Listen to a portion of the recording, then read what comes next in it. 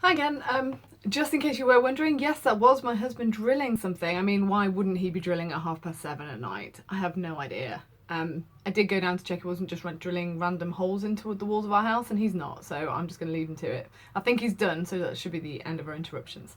Okay, so we're at the point where Udson and Paul are standing outside well, they're actually gone back into the kitchen, haven't they, to talk about this time that Paul was out, and he's like, I know that there's something happened. I know foul play. I think Jekyll's been murdered, is what he's saying to Utterson. He said the reason is I've seen this dwarfish, like a rat, scurrying around outside the cabinet. So he's basically saying I've seen Mr. Hyde, and that's why I think that Jekyll's dead. So I did say to you at the end of the last one to make a little mark where you're up to in the book, because I'm partway through a paragraph. So the last thing that Paul just said was, my master, he looked around and began to whisper, is a tall, fine build of a man, and this was more of a dwarf. So I'm going to carry on. Utterson attempted to protest. Oh, sir, cried Paul, do you think I do not know my master after 20 years? Do you think I do not know where his head comes to in the cabinet door, where I saw him every morning of my life? No, sir, that thing in the mask was never Dr. Jekyll. God knows what it was, but it was never Dr. Jekyll, and it is a belief of my heart that there was murder done. Paul, replied the lawyer, if you say that, it will become my duty to make certain. Much as I desire to spare your master's feelings, much as I am puzzled about this note, which seems to prove him to be still alive, I shall consider it my duty to break in that door. Ah, Mr. Utterson, that's talking, cried the butler. And now comes the second question, resumed Utterson. Who is going to do it?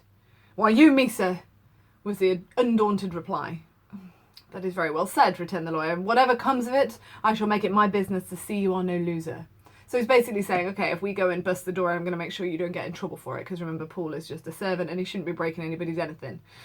Okay, so this is the plan.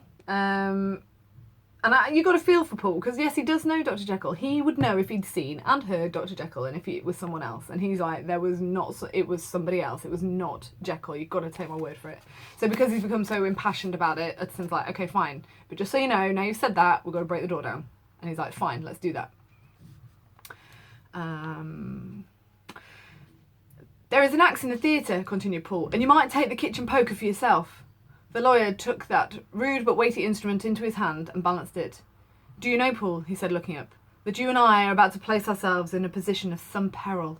Please highlight. This is really dramatic. So, if you're a reader, a Victorian reader, you're like, I have no idea what's going on right now, but somebody's possibly been murdered. They might be about to bust in on someone who's either a drug addict or a murderer or both. And this is like the very meek and mild Mr. Utterson. It's quite exciting. So, very dramatic.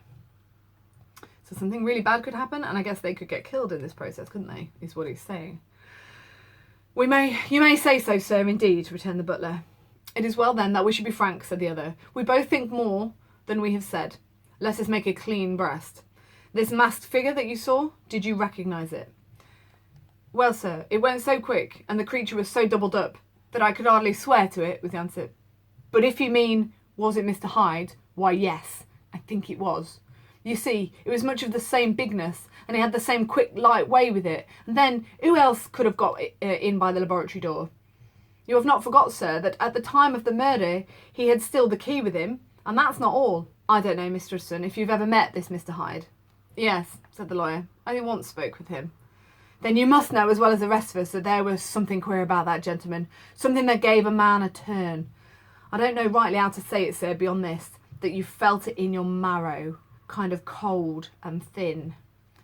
So please highlight that, and just remember that obviously in a 19th century context, queer just means strange, something inexplicable about the gentleman. Gave him a turn. So it actually makes your skin crawl. There's like a reaction that you have. And if you could highlight that you felt it in your marrow, kind of cold and thin. So the idea that it's something instinctual, that when you see Hyde, you are disgusted by him. There is something that's frightening and disgusting about him. And he says everybody feels it. There's not a single human who's come across Hyde who doesn't think the same thing. Utterson agrees with him, so he says, I own I felt something of what you described, said Mr. Utterson. Quite so, sir, returned Paul. Well, when that masked thing, like a monkey, jumped from among the chemicals and whipped into the cabinet, it went down my spine like ice. Oh, I know it's not evidence, Mr. Utterson. I'm book-learned enough for that, but a man has his feelings, and I give you my Bible word it was Mr. Hyde. So that bit there in purple, I've highlighted that whole bit. And I've circled the monkey reference because we know that at this time period, obviously, Darwin's theory of evolution had kind of thrown the whole evolution versus science thing, versus religion. You know, if God made us, how come we've descended from animals? And if we have descended from animals, does that mean that we are animalistic? Does that mean we don't have the same kind of moral code? Does that mean we can't control ourselves anymore? It poses a lot of very difficult questions, and you could argue it still does. I also quite like this bit where the focus is on evidence, and even Paul is like, he knows that this guy is a lawyer, and he knows that that's what he takes as fact, but he's saying, I know it's not evidence, but there's something that went down my spine like ice. And it's almost like, well, you can only prove things to a certain point, and then you've got to go with your gut. And that gut is actually our animal instinct, and there is something to that. And, you know, you can all have your own opinions on whether there are some times when you just go with your gut and there is no rational explanation for it, and you usually are right. So that's kind of what Stevenson's playing with there. So now we've had the dramatic ba ba ba. Paul had not been saying it out loud, and Utterson had not been saying it out loud, but they were both thinking it. Is it Hyde? And now Paul's gone and said, I think it was Mr. Hyde, and Utterson was like, I knew that's what we were talking about. So, aye, said the lawyer. My fears incline to the same point. Evil, I fear, founded. Evil was sure to come of this connection. So highlight the double evil. Truly, I believe you. I believe poor Harry is killed. And I believe his murderer, for what purpose, God alone can tell, is still lurking in his victim's room. Well, let our names be vengeance. Call Bradshaw. So now, Utson's absolutely on board that there has been a murder. Hyde's in there. He's not sure what he's entering into. Is he going to be murdered by Hyde as well? He doesn't know. But I think as a kind of hero character, I think it's quite funny that this kind of, what was he described at the beginning as dusty and dreary, I think, something along those lines. Yeah, this quite dusty, dreary yet somehow lovable. There's something dusty and exciting about this man, and he's suddenly got this really exciting ending to the novel, where he gets to bust down a door and, you know, face the murderer, and he is going to be vengeance. I just think there's something kind of cool about that. Okay, so he calls Bradshaw, who I'm assuming is another one of the servants. Oh yeah, he's the footman. It says in the next line. The footman came at the summons, very white and nervous. Pull yourself together, Bradshaw, said the lawyer. This suspense, I know, is telling upon all of you, but it is now our intention to make an end of it. Paul here and I are going to force our way into the cabinet. If all is well, my shoulders are broad enough to bear the blame. So he's like, I will take the blame for all of this and busting in a door, etc. Meanwhile, lest anything should really be amiss, or any malefactors seek to escape by the back, you and the boy must go round the corner with a pair of good sticks and take your post at the laboratory door. We give you 10 minutes to get to your stations. So they have a whole plan now. So they've got the footman and a couple of boys to go round to the other door. Remember, but the whole house going across the whole block. So now they've got the front entrance to the cabinet and the back entrance covered as well. So they're just going to wait for 10 minutes to give Bradshaw time to get out and round and all the way through. It kind of gives you an idea of scale and size as well. The idea that it will take them 10 minutes running to get through the house and then all the way down the block and then all the way down the block and then all the way to the back door of the laboratory. As Bradshaw left, the lawyer looked at his watch. And now, Paul, let us get to ours, he said. And taking the poker under his arm, he led the way into the yard. The scud had banked over the moon, and it was now quite dark. So that means like clouds have covered it. So it's actually a bit scary now because there's not much light. The wind, which only broke in puffs and draughts into that deep well of building, tossed the light of the candle to and fro about their steps until they came into the shelter of the theatre, where they sat down silently to wait. London hummed solemnly all around. But nearer at hand, the stillness was only broken by the sound of a footfall moving to and fro along the cabinet floor. So now it's really quiet. They can actually hear somebody pacing up and down inside the cabinet. That's quite spooky. And so we'll walk all day, sir, whispered Paul. Aye, and the better part of the night. Only when a new sample comes from the chemist, there's a bit of a break. It's an ill conscience that's such an enemy to rest. So he's basically saying any reason that anybody would be walking up and down is because they feel guilty about something. Aye, sir, there's blood foully shed in every step of it. But hark again, a little closer. Put your heart in your ears, Mr. Utterson, and tell me, is that the doctor's foot? The step fell lightly and oddly, with a certain swing. For all they went so slowly, it was different indeed from the heavy, creaking tread of Henry Jekyll. Utterson sighed. Is there never anything else? He asked. Paul nodded. Once, he said. Once I heard it weeping. Please highlight that. And the fact he keeps calling it as well. So Utterson is like, is that all it does? Just walk up and down? And then this is his response. Weeping? How that, said the lawyer, conscious of a sudden chill and of horror. Please highlight that as well. It's all very gothic, very exciting, coming to the crescendo. Weeping like a woman or a lost soul. Please highlight that also, said the butler. I came away with that upon my heart that I could have wept too. So it's so sad to hear. It almost makes Paul cry when he'd heard it before. But now the 10 minutes drew to an end. Paul disinterred the axe from under a stack of packing straw. The candle was set upon the nearest table to light them to the attack, and they drew near with bated breath to where the patient foot was still going up and down in the quiet of the night. Jekyll, cried Utterson with a loud voice, I demand to see you. He paused a moment, but there came no reply. I give you fair warning. Our suspicions are aroused, and I must and shall see you, he resumed. If not by fair means, then by foul. If not of your consent, then by brute force.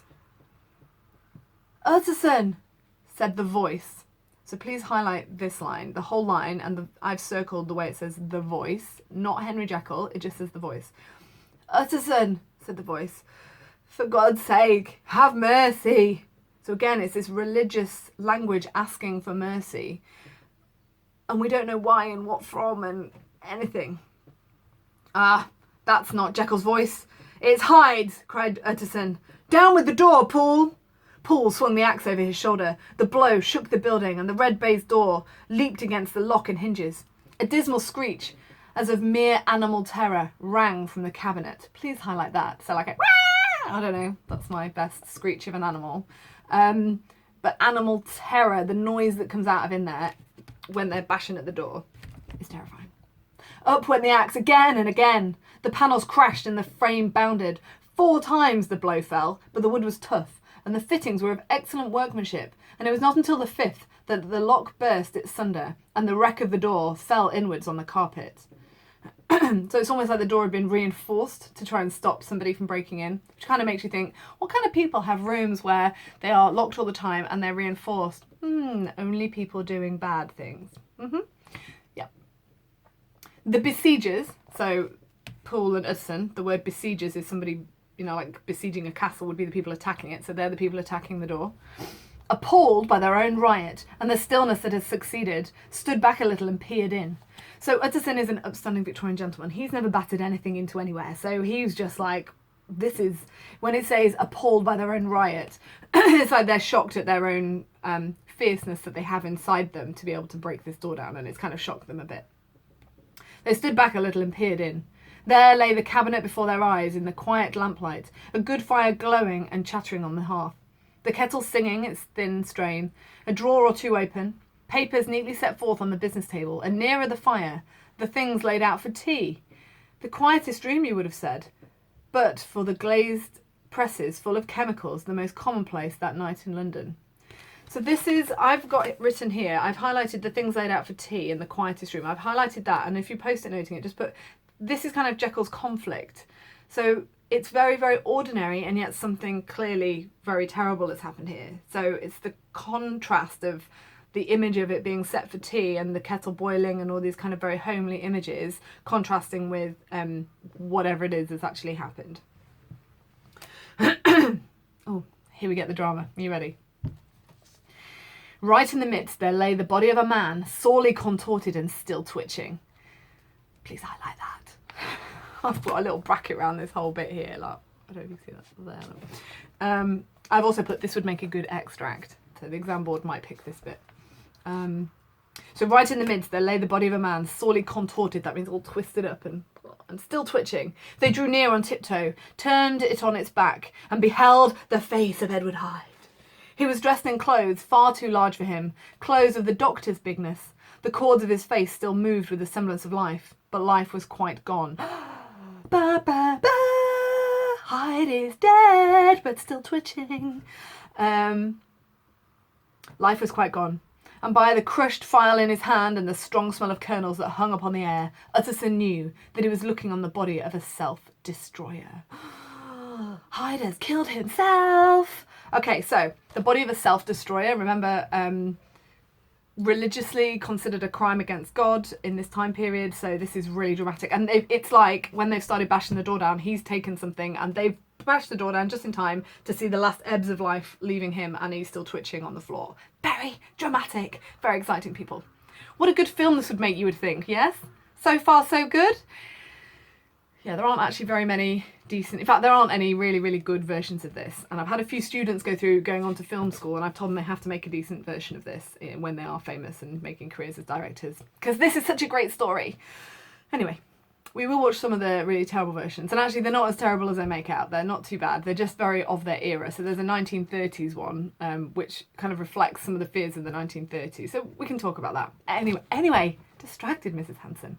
Okay, so they found that Hyde is dead in there. Oh my god, where is Henry Jekyll? We've come too late, he said sternly. Whether to save or punish, Hyde is gone to his account, and it only remains for us to find the body of your master. How much time have I got? Yeah, I've got time. The far greater proportion of the building was occupied by the theatre, which filled almost the whole ground story and was lighted from above, and by the cabinet, which formed an upper story at one end and looked upon the court. A corridor joined the theatre to the door on the by-street, and with this the cabinet communicated separately by a second flight of stairs. There were, besides, a few dark closets and a spacious cellar. So what it's saying is there's not many places that Hyde's body could be... Sorry, not Hyde. Jekyll's body could be stashed in, because it's a really small space. Part of it opens out onto the whole amphitheatre. There's a separate staircase, and then you're onto the street out the laboratory door. So it's basically just telling you that there's a big cellar and there's a few closets, but other than that, there isn't really any way you could hide a body. So now they go around looking everywhere. All these they now thoroughly examined. Each closet needed but a glance, for all were empty, and all, by the dust that fell up from their doors, had stood long unopened. So they just haven't been used. The cellar indeed was filled with crazy lumber, mostly dating from the times of the surgeon who was Jekyll's predecessor, but even as they opened the door they were advertised of the uselessness of further search by the fall of a perfect mat of cobweb that had for years sealed up the entrance. Nowhere was there any trace of Henry Jekyll, dead or alive. Please highlight that line. So as soon as they open the cellar, it doesn't matter how big it is, they can literally, as they've opened the door, there's just a giant cobweb covering the whole thing. So there's no way anybody could have been in and out because the cobweb wouldn't be there. So like, well, there's clearly nothing in here. So now they have a problem on their hand. They have the body of Edward Hyde, but they do not know where Henry Jekyll is. Paul stamped on the flags of the corridor. He must be buried here, he said, hearkening to the sound. Or he may have fled, said Utterson, and he turned to examine the door in the by-street. It was locked, and lying nearby on the flags, they found the key, already stained with rust. This does not look like use, observed the lawyer. Use? Echoed Paul. Do you not see, sir, it's broken, much as if a man had stamped on it. Ah, continued Utterson, and the fractures too are rusty. The two men looked at each other with a scare. This is beyond me, Paul, said the lawyer. Let's go back to the cabinet. So basically, I'm going to wrap up this little section because, again, I've got another 18 minutes here. The back door is locked and the key to it is on the floor, crunched, stamped on, broken, and even the bits that are broken have rusted like it's been there a while. So it's not even like somebody's just left or somebody's just left the key. The key has been broken and stamped into the floor for a significant period of time. So no one's gone out the back door. Paul knows no one's come out the other door. So now they have a real conundrum on their hands. And I am going to pause there. So it's just on the bit that says, let us go back to the cabinet. So just make a little note because I'm going to save this now. Okay, bye.